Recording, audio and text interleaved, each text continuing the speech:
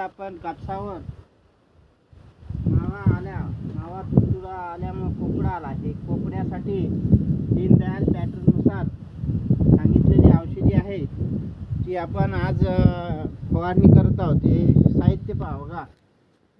त्याच्यासाठी लागणारे लिंबाचा रस हे 15 पंपाचं तयार केलेलं आहे. 75 लिंबू घेतलेले आहे आणि मैदा 1.5 किलो घेतलेला आहे. मैदा 1.5 किलो 15 पंपासाठी आणि गूळ 1 किलो घेतलेला आहे आणि त्याच्यासोबत गोकृपामृत 4 लिटर प्रत्येक पंपाला. त्यानंतर गोमूत्र 150 मिली प्रत्येक पंपाला. हे असे फवारणी करत आहोत. दीनदयालचे मार्गदर्शन.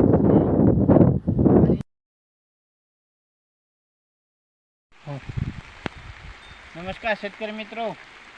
हे जे कापूस दिसत आहे या कापसावर आपण कोकड्यासाठी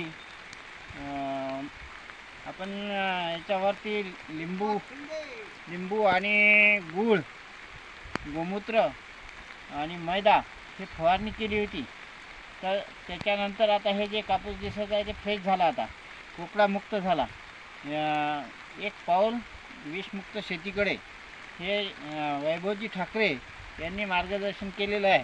त्याच्यानुसार हे कापूस असा दिसत आहे बघा. धन्यवाद. माझं नाव विनोद विश्वेश्वर चौधरी ढानकी. Mobile number 94 23 62 46 48. धन्यवाद.